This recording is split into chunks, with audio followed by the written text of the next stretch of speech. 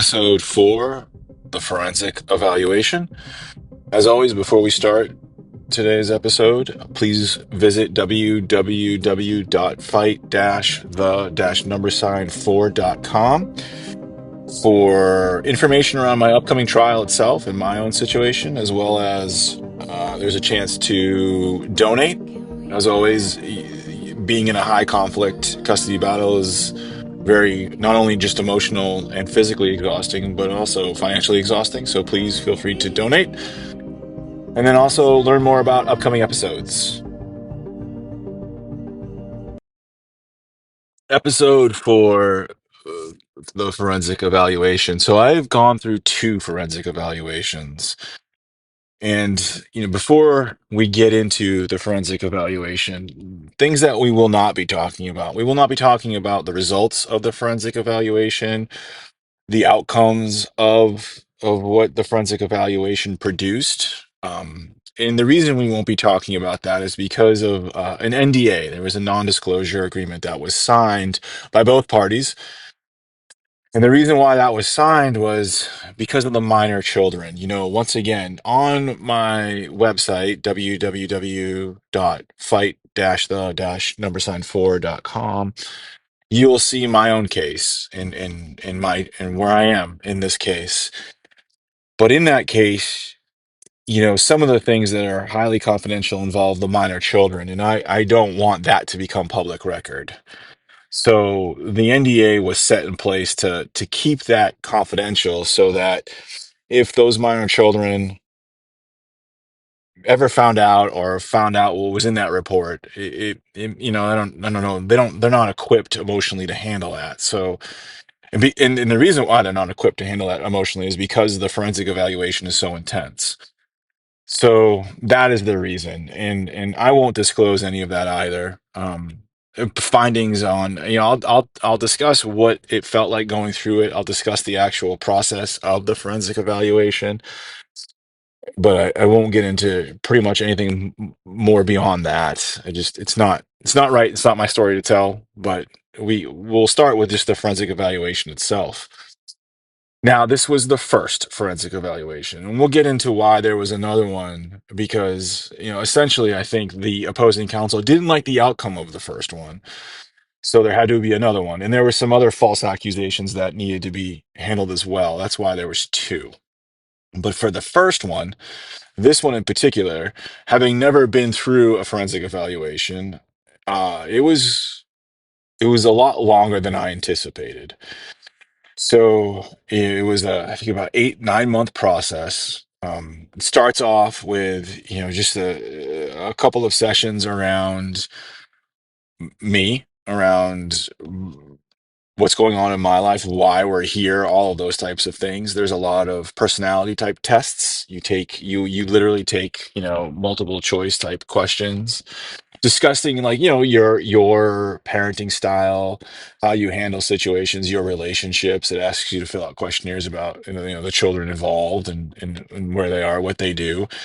And there's an evaluation around that, as well as some personal interviews where information's disclosed. The forensic evaluator leads that discussion, and they'll pretty much guide where you go in that conversation. I think one of the things that was really beneficial to me in this situation was, one, I had read Julie Baker's book, The High Conflict Custody, which was great. It was a good book. It's very factual in terms of, and she approaches it from more of a legal standpoint in terms of what to expect, how it'll unfold, things like that. But also, I actually ended up meeting her, and we had a couple of meetings together, which was extremely helpful. But that was for more. That's down the road a little bit, and I'll talk about that too. It was a wonderful session, very insightful. I mean, she gave me some really good advice. But we'll talk about that a little bit. But during this time, for me, it was extremely vulnerable because believe it or not, I'm a very private individual. I didn't have much of a social media presence at the time. I think I was only on LinkedIn, just, for work purposes. But Facebook, Instagram, all of those things, it was not for me.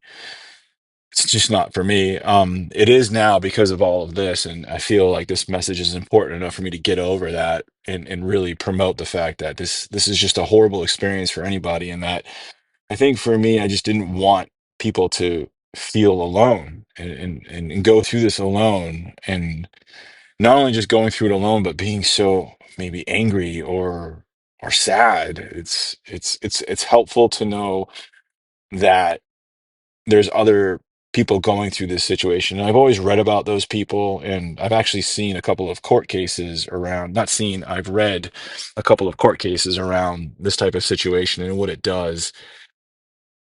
But I think hearing about it, and that was the one thing that I was missing as I was going through all of this. And it was at this point where I was really deep into therapy. I had really dug into group therapy. I was meeting with a divorce group every week, twice a week, and I had my own individual therapy at that time as well. And it was a CBT therapy, cognitive behavior therapy, and it was really helpful in terms of processing where I was and a lot of the anxiety that comes along with all of this. Because when you're being forensically evaluated, you have to give a list of people who know you. And the bigger the list that you can get, that's, diverse in terms of, I had a couple of high school friends, and I'm an older man, but I still have a couple of high school friends that I keep in touch with, as well as some current friends. And then other family members, my family and I don't have the greatest of relationships, and that's okay. I've come to terms with that, but they were involved as well. So to not be on great terms with somebody and then have them be involved in all of this is pretty hard to ask that. And that's what it does. This evaluator goes through all those things. And what this evaluator is trying to do is get a sense of who you are as a character, right? And in my particular situation, never was I in trouble with the law. Never had any of those situations happen in my life, thankfully. And never got fired from jobs, or I was pretty consistent in my employment. And, I rose the corporate ladder as high as I could, and still trying to climb that corporate ladder. But, I had schooling and all that stuff, education wise, and they really try to validate and get a sense of who you are, not by going through you, but by going through other people, right? It's like you learn, you know what you like and you don't like by what you resist and what you like, what you gravitate towards. So I think the evaluator's mindset is to try to figure out who you are without actually asking you who you are, so that when they come back, and they do come back, right? So you have these upfront testing and interviews, and then the evaluator goes away for months because they're busy talking to all these people for both parties. And then eventually they come back and interview you again, and they ask you questions about everything that you've said and everything they've heard from other people, if they find it relevant to what it is that they're trying to figure out. And in this particular situation, what they were trying to figure out, what this person was trying to figure out was, are we capable parents?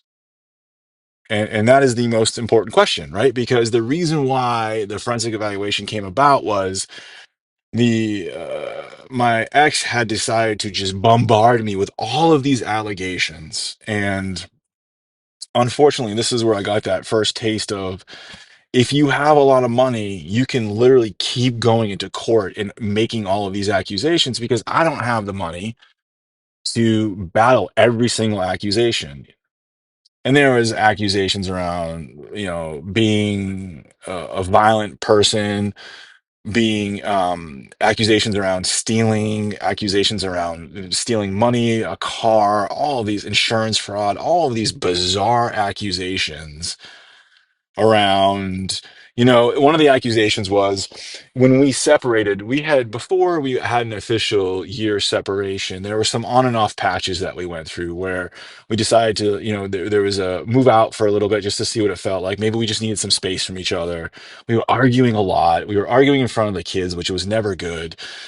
you know and as much as I said this before, and I'll say it again, as much as children may not have the verbal language to communicate how they're feeling, they pick up on the energy. And if the energy in the house isn't good, they know, they can tell, they can sense it, and it really affects them.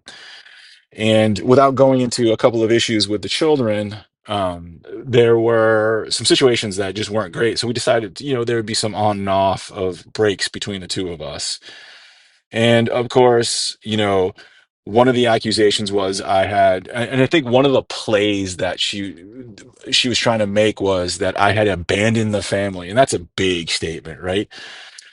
And she had said that I had left for a little bit and abandoned the family. Meanwhile, my phone number has never changed and my email hasn't changed in like, I don't know, 15, 20 years. So you can't really say that. And I was responsive and we were in couples therapy at the time together while we had parted.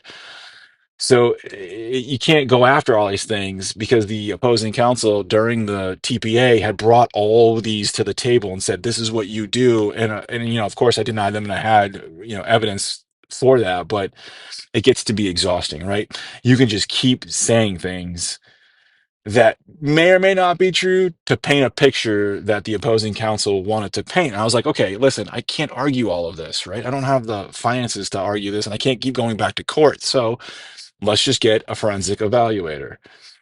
If these are all true, then this person will absolutely pick up on it because they work for the court, right? You don't really engage with this person. There's not much that you do with it. The court assigns this person to your case. So they don't report to me. They don't report to the opposing counsel. They report to the court, and their job to the court is, to produce findings based on, is this person a capable person of being a parent? What are the things that make a capable person be a parent, and how does that reflect on the forensic evaluation? So to go through this, that determines a lot of what will happen. Now, when going through this, so it happened over, I think it was the summer. It was fall into summer because, believe it or not, right before my first interview with the forensic evaluator, broke my collarbone on I rode bike. And it had rained out that morning, and I was trying to get my mind in a place for this type of evaluation because I didn't know what to expect. And I went out for a ride, and I slipped on a corner and I broke my collarbone. So I had to postpone our first interview for a little bit, and that was September, October of 21. So it got postponed a little bit, but it was okay. And that's another thing that's important to talk about too. Not only was I in therapy for my own personal individual therapy with a great therapist, a great psychologist, I also had decided to go to group therapy as well as I had a physical outlet. And having a physical outlet of some sort allowed me to really push through a lot of frustrations and a lot of emotions that I was having. And it was during COVID, so it became more, that was another form of therapy for me. And for me, it was nice gyms were closed for a while there and you couldn't really go anywhere. So getting on my bike, and I've always been, somewhat athletic, not like crazy athletic, but somewhat athletic. So having the ability to go for a ride was my way of decompressing on my little bicycle and working through a lot of these emotions. So I go out for an hour or two ride, and in my mind, I would unpack everything and try to figure out what's happening because, once again, you don't ever want to react in anger. My goal was to always take the high road because I didn't want to make I didn't want to make any allegations because it just didn't feel like it was right. It's kind of not who I am. Let's just deal with the facts of the situation and go from there. And when I was confronted with so many of these things, it was very overwhelming for me. So having those three things, and the fourth would be a support group of some sort that, I have a really good friend that would just call me and we wouldn't talk about what was going on with all of this stuff. We would just talk about other things, which was great, really extremely helpful. In having, in the back of my mind, I always knew that like there's a person out there who's like ripping apart my past to look for things or, look for flaws in who I am.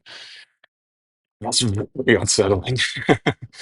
Like it is very unnerving to have that happen. So having those pieces in place to help deal with all of this it was beneficial to me. um you start off pretty hot in there with like a lot of interviews and a lot of tests, and then you just go silent for a while, and the evaluator tells you this isn't a surprise, but once again, not hearing anything, you're kind of like, okay, what's going on? And you also don't really know a lot about Like it's an hourly type thing. So and the bill is just being racked up on this one, which it ends up being very expensive. Um, and to not know what's going on, you don't know what this person's looking at. And my friends would call me, be like, "Oh, I talked to this person today," and I was like, "Oh wow." I didn't want to learn personally. I didn't want to know too much about those conversations, only because I felt like it would put me in a spiral. I would gravitate to like one thing maybe somebody said and just keep harping on that in my head. And that can be really emotionally taxing too. And that just builds anxiety.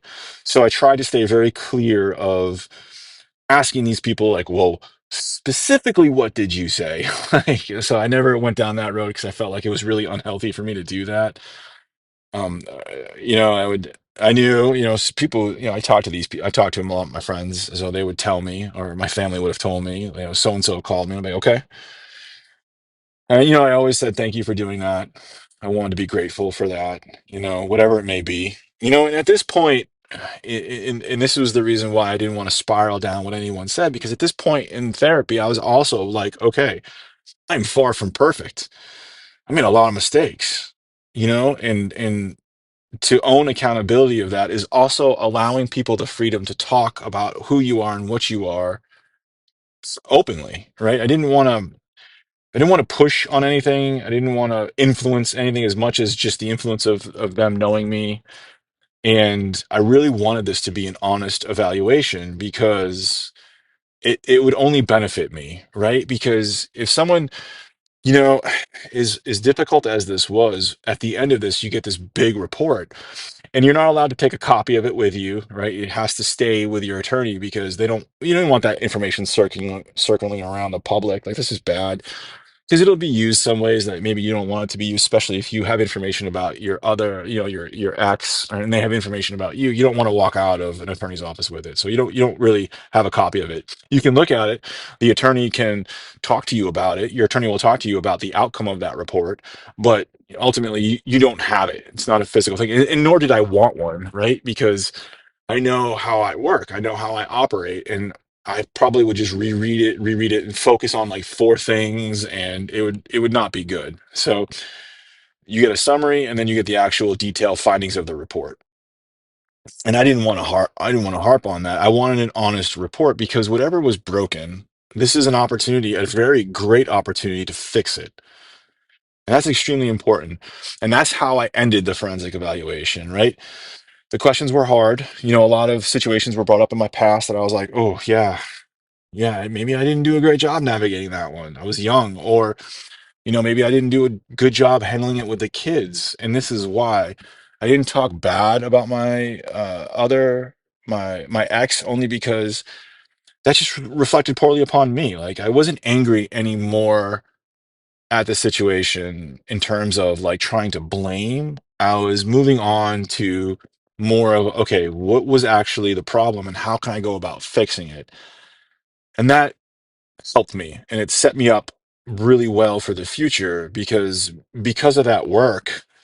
And that is the work. That is really truly the work to get through this high conflict custody battle, is to try to, and I'm not always successful at this, try to accept the situation, own your portion of it, and really push through it to see the other side of this, right? So at this point, I was starting to get the skills in place because it had already been now a year and a half. I had already kind of saw the writing on the wall with my ex and some of the things that she was doing to prep for all of this and where her strategy was. Mm, excuse me. And the strategy was to try to annihilate me so that she could get complete custody of the kids and control the entire narrative of this. My only way, excuse me, the only way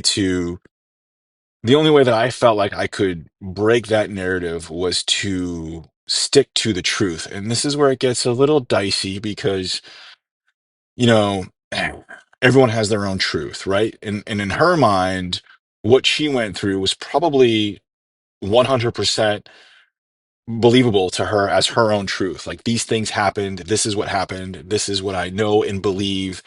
And if you put me on a polygraph, I will pass it because I believe these things so intensely. And my belief was very different. My belief was, all right, let's get everything open. The only way to tackle all these allegations and narratives, don't forget, I already had child services called on me and there was nothing there. So I was like, I opened myself up. And this is what I started to open myself up to, the situation and allowing me to feel what I needed to feel, but in a way that was constructive and not destructive.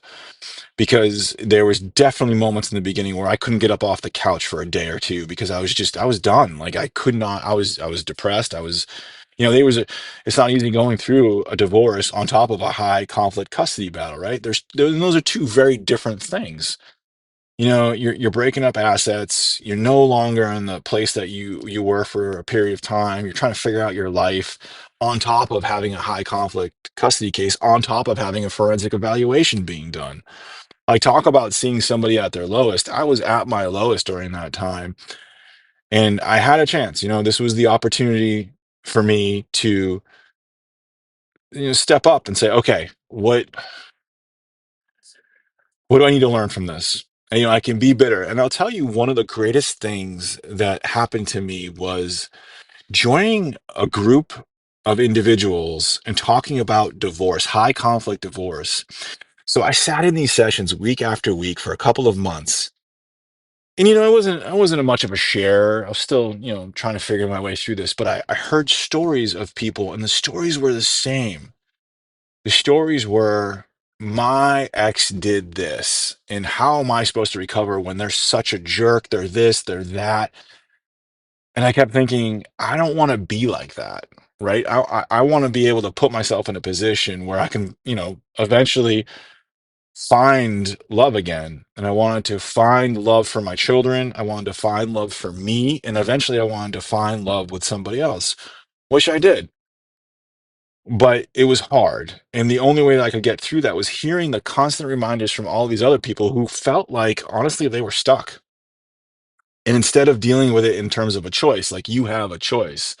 And this is where that existential background comes in really handy of, I have a choice here. What choice do I want to make? Do I want to make the choice that doesn't make me feel good day after day, that puts me on the couch, that just, I wasn't sleeping very well at the time either.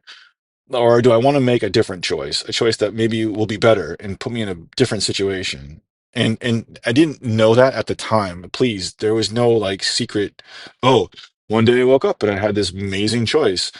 It was this constant reminder from hearing other people talk to being in my own therapy and hearing myself talk and like hearing about how I would refer to things and then knowing that I had someone scrutinizing everything that I was doing.